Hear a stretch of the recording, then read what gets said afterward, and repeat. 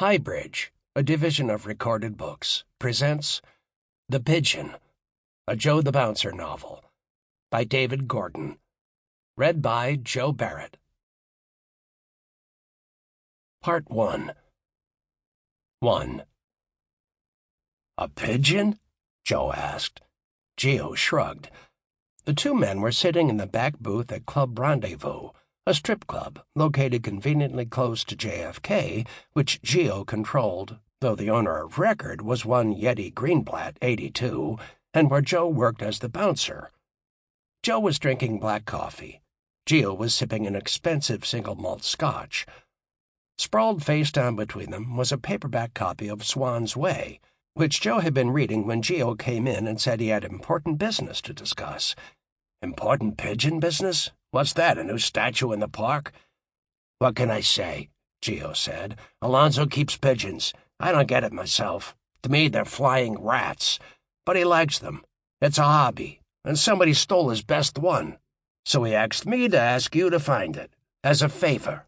In addition to escorting out drunks and customers who don't know how to keep their hands to themselves, Joe occasionally did favors for Geo and his associates. Childhood pals from equally unusual backgrounds, Geo had gone into the family business and was now a mafia boss, while Joe, from a clan of thieves and grifters, had wandered first to Harvard, where he was kicked out, and then to the Army and Special Forces, where he was also eventually kicked out, returning home, literally, to his grandmother's apartment in Jackson Heights, Queens, with PTSD and a substance abuse problem, along with a whole new set of lethal skills. Geo gave him this easy, low-key job at the club, at first out of sympathy. Then, when he began to suspect that terrorists had infiltrated the criminal underground of New York, he thought of another job for his deadly friend. The bosses made Joe their sheriff, a fixture they called on when they needed help with something they couldn't handle themselves, be it a domestic terrorist with a dirty bomb, a heroin smuggler funding jihadists overseas, or a serial killer preying on sex workers. When regular folks called the law, the outlaws called Joe. They even branded him with a star as a sign to the world, their world anyway, that Joe was working for them. But a pigeon? This was not on his resume. He frowned at Geo. "I don't do lost pets." "It's not a pet," Geo explained. He leaned forward, smoothing his tie. Geo was, as always, sharply and tastefully dressed in a gray flannel suit, white shirt, and a dark blue tie. Joe wore what he always wore, black Converse high-tops, jeans, and a gray sweatshirt over his black T-shirt. It was early spring, and the late afternoon air carried a chill. "Alonzo races them for racing. This one is his champ. It's some kind of fancy breed, a Maltese, and it's been stolen." "The Maltese pigeon," Joe commented. "Sounds like a joke. Who am I, Sam Spade?" Geo shrugged. "It's worth over $1 million. That's no joke." "No shit," Joe said, a little more curious. "Anyway, that's what Alonzo says, and he's offering a 5% finder's fee. And," Geo held a hand out as if offering a treat, "he says he knows who took it. Some rich pigeon fanatic in town from Hong Kong. You go grab the bird, cash in, and not for nothing, keep our friends happy. Sound good?" "Not really," Joe said. Geo laughed. "That was a rhetorical question." He finished his drink, letting the liquor drip down his throat. "What's the big deal, anyway? It's a nice, easy payday. Usually we come to you with something impossible, but this is a piece of cake." 2. Alonzo kept his coop in Bed-Stuy. A neighborhood native, he'd come up in the Bedford-Stuyvesant area of Brooklyn when it was at its most perilous, when the name Bed-Stuy was almost a brand name, representing the worst of inner-city life. Now it represented a millennial Gen Z hipster hotspot and a good place to buy a house, if he could afford it. Alonzo had fought his way to the top of the heap, a heap that contained quite a few dead enemies and nearly as many dead friends, and today ruled an extensive network that controlled much of the illegal activity in central Brooklyn, as well as far-flung legitimate enterprises, including restaurants, clubs, a boxing MMA gym, and a record label and entertainment management firm. He also owned real estate, including the old tenement building where he kept his birds on the roof. He himself lived with his family in New Jersey in a wealthy suburban town next door to a dentist. "I started flying birds with my father," Alonzo said. He said it out of nowhere, as if in mid-thought. He'd been conferring with Teddy, the building super, who lived on the ground floor and took care of the birds, when Geo led Joe up onto the roof. They'd driven over with Geo's guy Nero behind the wheel and little Eddie, the 6'2", 240-pound son of Big Eddie, riding shotgun. Nero and little Eddie were left to mind the car, double-parked behind Alonzo's driver in his caddy SUV. Another of Alonzo's guys, big as little Eddie but with a head shaved smooth, was waiting on the stoop. They both wore expensive tracksuits and nodded at each other in acknowledgement. Then he pushed back the door and told Geo, "Upstairs." Geo and Joe trooped up 6 flights and opened the door to another world. The coop was big, covering much of the roof. It was constructed of wood and chicken wire and freshly painted white, with a human-sized door and a side hatch that could be propped open. The inside was lined with shelving, whose horizontals and verticals formed hundreds of cubes. A smaller shed beside it held supplies for feeding and cleaning, as well as a sink and faucet and a power source for the hoses and lights that ran all over. But none of that was what Joe noticed first, stepping onto the roof. The immediate and overwhelming impression was of light, space, and motion, of flickering wings and the constant burble of pigeons cooing and clucking like a stream running past. The sky was sharp blue and piled here and there with curdled white clouds. The city, dense and turbulent as ever at street level, both chaotic and humdrum, now resolved itself into a landscape in motion, a vast pattern that somehow all fit together. Men in orange vests and hard hats labored on a roof in the distance, like tiny dolls operating a toy crane. Kids played in a schoolyard, their happy shrieks carried by the wind. A fluid line of traffic moved through an intersection, then stopped for a light, and like an open valve, the other side began to flow. The roof itself was alive with birds.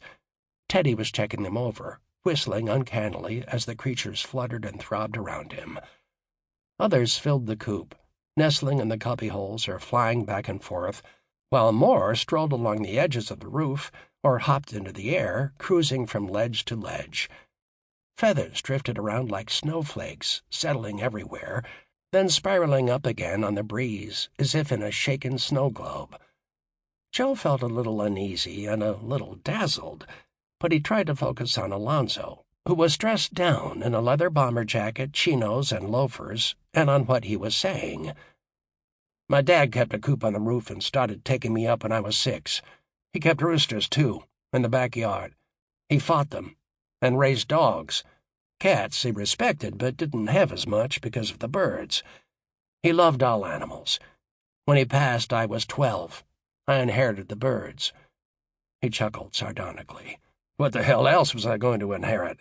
He didn't have shit besides that, and this broken watch I used to wear, till I finally admitted that the fucking thing couldn't tell time." Terry nodded.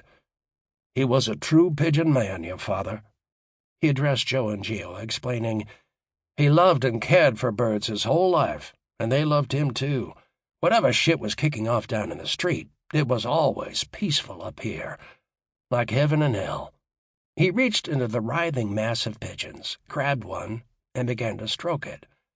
Geo stepped back, careful to avoid getting any pigeon shit on his freshly polished shoes, and nodded politely, though it was not hard to read the distaste on his face as Terry massaged the cooing creature in his hands. Geo was not a true pigeon man. "Some of these birds are the descendants of your fathers," Terry told Alonzo, who nodded along. He let the bird go. "We released birds at his funeral.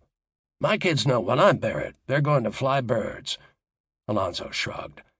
"My kids ain't interested. They think it's dirty, smelly."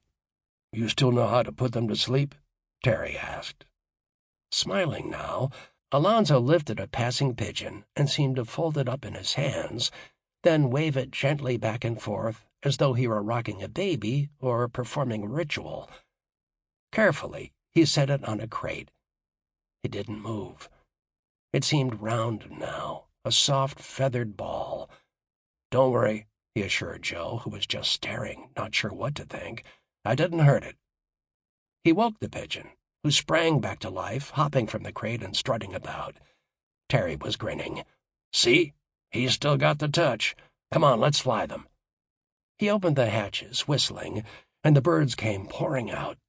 The sound of wings rushed and rustled, answering the call of Terry's trills, and the birds took to the air, like synchronized divers in an old musical, leaping into space one after another, seeming to free-fall, and then, with a few beats of their wings, rising, one small miracle after another. Joe was not a true pigeon man either, but he had to admit it was a beautiful sight. For the most part, these birds were more dovish in appearance than the usual street pigeon, white with streaks of gray and brown, many with longer necks and pointier heads. They were banded in purple and gold, Alonzo's colors. "So there's no way the pigeon you're looking for just flew away?" Joe asked. "Ramsey's?" Alonzo scoffed. "Never. Anyway, there's a microchip in the band. It went dead same time he went missing." He shook his head. "Somebody cut it off." Or a cat ate it, Joe thought, but he kept it to himself. Terry explained that while pigeon fanciers, as they were quaintly called, did steal each other's birds on occasion, it was done in a prescribed way, in a spirit of fun. "Like on a summer night, pigeon wars be raging for sure," Terry said. "All the coops will be rolling out all over Brooklyn. Guys, it was always guys, would release pigeons, and the flocks would cruise the skies, crossing and merging. Sometimes somebody else's birds joined your flock and came home to your coop. Sometimes your birds were seduced away. But the whole point was to count them up and brag and laugh about it the next day at the shops that sold bird supplies or the joints where pigeon men hung out. Almost all had inherited the love of birds from a relative, and most were from working-class backgrounds, but otherwise they cut across categories. There were pigeon lovers of every race and nationality, with many professions represented, including cops. "Anybody sees that band, they know whose bird it is," Terry pointed out. "All over. In Queens, the Bronx, nobody going to take that bird by accident." "Even if they cut the band," Alonzo said, "nobody in New York is dumb enough to keep Ramsey's and think I won't find out. Even Mike Tyson knows who Ramsey's is." Technically, he was Ramsey's, too, a Maltese bird that Terry had bred, the son of the legendary Ramsey's and one of his best hens, Queenie. "It takes years to breed and train a flock like this. I give them vitamins, minerals, garlic powder to purify the blood, vaccine for paratyphoid. I give them the same iron solution they give to horses at the track. These birds are champions." Terry glazed up at the flock that turned above them now, a cloud rushing over the rooftops. "They royalty." In fact, pigeons did have a noble lineage, Alonzo told them, stretching back to the real Ramses III, who used them to carry news about the conditions of the Nile in ancient Egypt. At the original Greek Olympics, each team had a pigeon that would be released to announce victory. They were called the Kings of Angels in the medieval Arab world. In parts of Italy and Turkey, vast contests were held, much like the Brooklyn Pigeon War, but involving up to 500 flocks. Immigrants brought the customs, skills, and maybe even the birds with them, and the tradition continued in the skies of New York. "Tell me about the betting," Joe asked. Races were held almost every weekend, weather allowing, organized by clubs in each borough. The pigeons were driven to starting points, sometimes hundreds of miles away, then released, with heavy betting on favorites like Ramsey's and a purse for the winner, clocked with the chip in its band. Ramsey's had an impressive record of wins, and had earned Alonzo a small fortune, even setting some club records. But his value as a breeder was too great to risk injury or loss. After his last victory, Alonzo announced his retirement. Offers to buy him poured in from wealthy collectors all over. "It's like anything," Alonzo said. "Horses, dogs, koi fish. There's always a few guys who are obsessed and have the money to make it happen." One Chinese billionaire named Wing Chao was particularly insistent. "He kept raising his offer," Alonzo said, "and I kept saying no. Finally got up to €1,000,000, over $1,000,000. He shrugged. "I didn't care. Not for sale. Next day, the door to the roof here was broken, and Ramses was gone. So what makes you think the bird isn't in China by now? Because Wing Chao is here. He's got a place in the Upper West Side. If I know Birdman, he's got him close where he can see him, feed him, stroke him. Then he'll take him home himself on the private jet, which is why you need to act now. I'll pay a 5% reward." Alonzo, who'd been facing Joe and Gio, shifted his gaze to the skies. "What that dude doesn't get is, this isn't just about money. That's my legacy, that lineage, the flock. It's all I've got from my dad, and I'm going to pass it on to my son, whether he likes it or not." He turned to Joe. "Bring my bird home, Joe," he said quietly. "Yes, sir."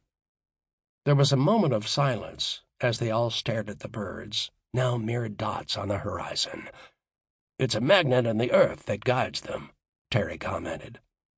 No one replied. Joe felt like he'd read something about this, but not exactly that. Terry went on. "Even in the Bible, the pigeon is a bird of peace. Noah sends it out just like we do, and it comes back with some kind of plant in its mouth, a symbol of hope." Alonzo looked at his watch.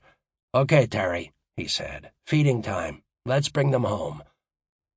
Terry grabbed a bamboo pole, about 12 feet long, with a couple rags red and white tied to the end. Facing the edge of the roof, he began to wave the pole, weaving it back and forth, signaling the birds. Like a vortex, they slowly began to gather, circling the building, formation tightening as they closed in, knowing that they were going to be fed. Silhouetted against the skyline, wind in his hair, Terry swirled the stick as if flying a kite or leading a dance, while hundreds upon hundreds of white wings turned in the air around him. 3. Joe took the subway uptown. According to Alonzo, Wing Chao owned an apartment in the Eleonora, a legendary old building that sat like a castle on Central Park West in the 80s. Mirroring the neighborhood's own cycles of boom and bust, the Eleonora was built as a luxury dwelling at the turn of the last century, housing wealthy families and their servants, and then in the post-war years some high-profile fashion, music, and publishing types. It fell into disrepute in the 70s and 80s. The roof leaked, and the facade blackened with city grime. More of the renters were bohemians, artists, dancers from Broadway or the ballet, soap opera actors. Then in the 90s, prices began to rise, as a new wave of wealthy professionals, bankers, brokers, media princelings, moved in with their kids and nannies. And in the last decades, even those rich folk had to go to Brooklyn. Being a mere millionaire was no longer enough, as apartments routinely went for $10 million or more. Much more. Not that Joe cared. He was just there to steal back a pigeon.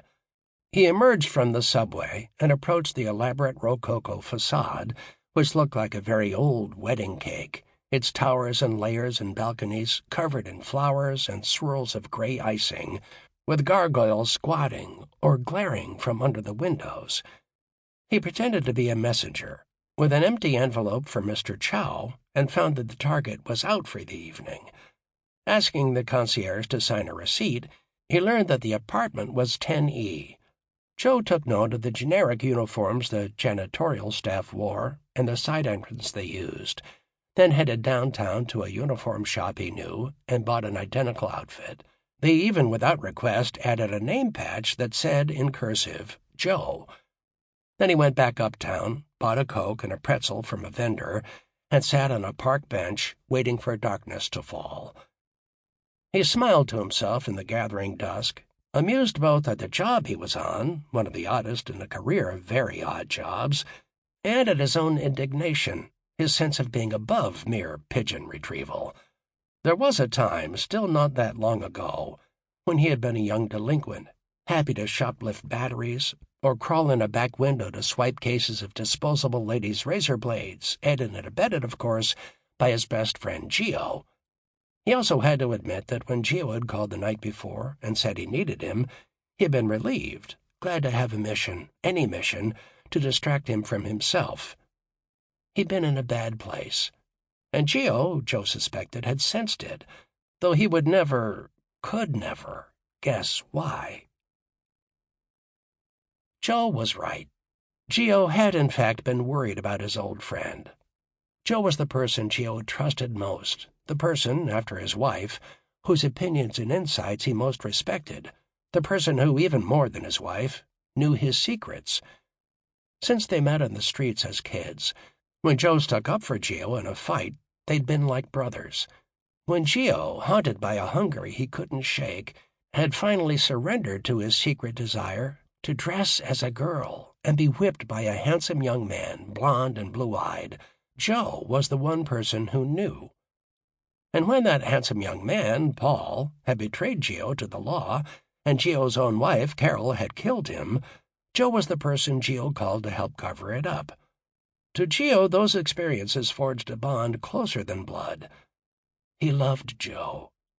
He also felt guilty toward him. While Gio had risen through the crime world on his own talent and guts, along with plenty of good luck, Joe had taken another path.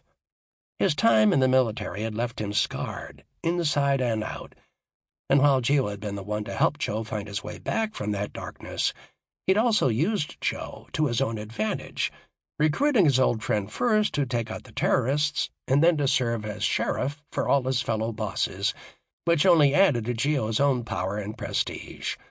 So while he couldn't slay his friend's demons any more than he could his own, Gio appointed himself as Joe's guardian angel, watching over him.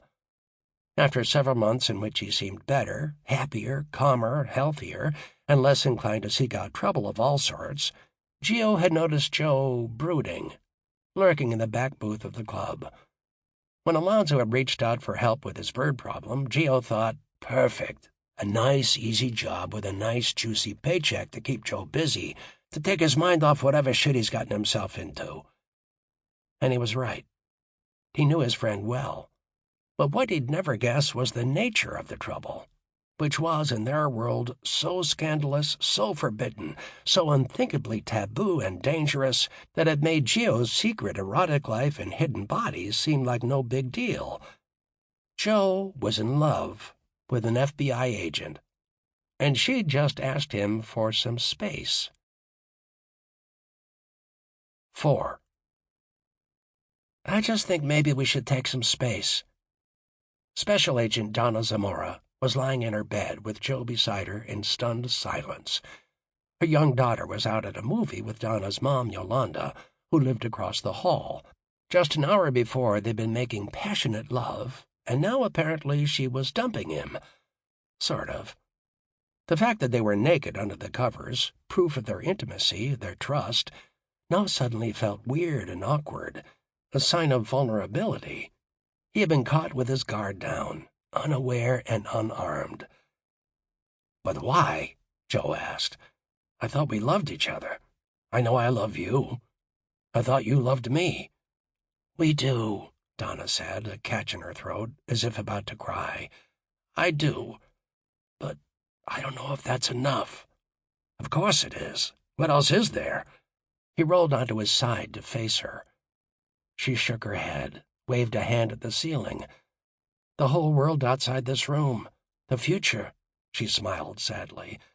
"I mean, look at us, hiding from our families, our friends.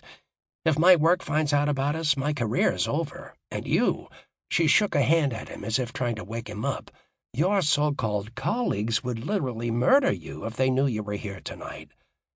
"Okay, fine," Joe allowed. "We've got issues. Who doesn't?" "The point is, this right here, right now, it's beautiful.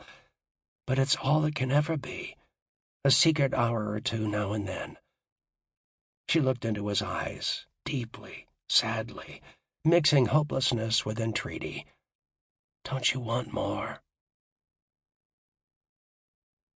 He did, but he didn't know what to do about it, so he respected her wishes and gave her some space. They weren't broken up exactly. They had tentative plans to have dinner together soon. Indian food out in his neighborhood, Jackson Heights, the next time his grandmother Gladys took her regular jaunt to Atlantic City, which further complicated things, since she was often joined by Yolanda, who was now one of her best friends. Neither woman knew about Donna and Joe.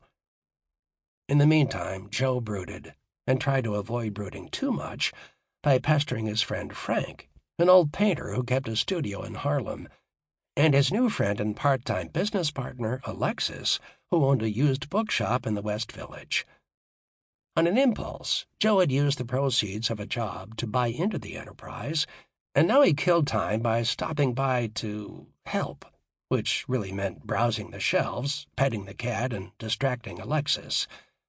"I must say," drawled Alexis, lighting a long, thin cigarette with his long, thin fingers and blowing out a thin stream of smoke, "I was somewhat trepidatious about taking you on as a junior partner, but my misgivings about being in business with—" He hesitated, searching for the right term.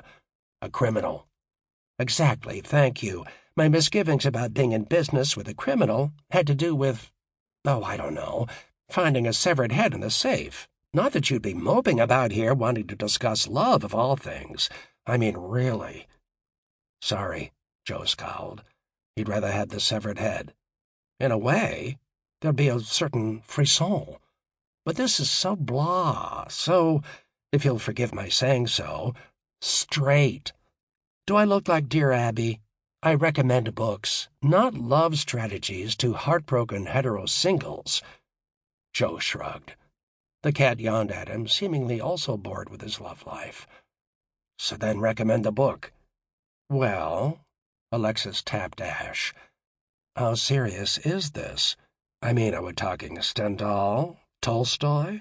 I mean, is this Austen trouble that can still work out in the end, or are we in Bronte country?" Joe waved a hand at the packed shelves around him. "I'm in uncharted territory. I need a guide." Alexis nodded. "Then I suppose there is only one choice, my boy." He stood and went to a shelf.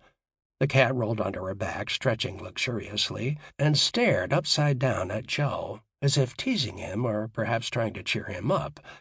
He stroked her belly. How did it get so soft? Alexis came back with a fat book bound in black fabric. "Here you go. Proust. In Search of Lost Time, Volume 1. Swan's Way." He handed it to Joe, and then went around to sit back at his desk. "And if that doesn't help, there's 6 more volumes to go." Joe would wonder on different afternoons, as he sat reading and petting the cat, if that had been Alexis's plan all along, even if Proust provided Joe no relief. Suggesting a 3,000-page novel would at least provide Alexis some peace and quiet. Frank was more direct. "How the hell would I know what you should do? I've been divorced 4 times. He was in his studio, sprawled in his leather armchair, which was patched and cracked and leaking stuffing. Joe sat, as always, in the straight-back chair. The large, raw space around them was caked in paint, as if it had been raining slowly down from the atmosphere for ages, gathering on every surface, tables, easels, walls, floors. There were art supplies, books, papers, and rags stacked around on shelves and tables and tottering towers. And there were canvases in various states, large nudes, and views down onto 125th Street, which he'd been painting almost daily for decades. I mean, the first one didn't count, really, he added thoughtfully. He wore an old cashmere sweater with paint on it, pajama pants, slippers. His gray hair was cropped close and mostly gone on top. His dark, handsome face was deeply lined, and reading glasses hung on a string around his neck. He held a brush and seemed to be jotting something on the air as he spoke. "I was only 20 after all, and so fucked up from Vietnam that I didn't even tell the poor girl I'd been in the service. She just thought I was a hippie like her. Nice Jewish girl from Barnard. And the second one, I was drunk and high the whole time, and so was she, this white actress I met in San Francisco, so that was like no harm, no foul. But the last 2, he shrugged, sighing deeply, those I really fucked up. You seem to have a good thing going now with Kiran." Dr. Kiran Acharya was an OB-GYN and an environmental activist whom Joe had gotten to know a little. He liked her very much. "Sure, I learned my lesson.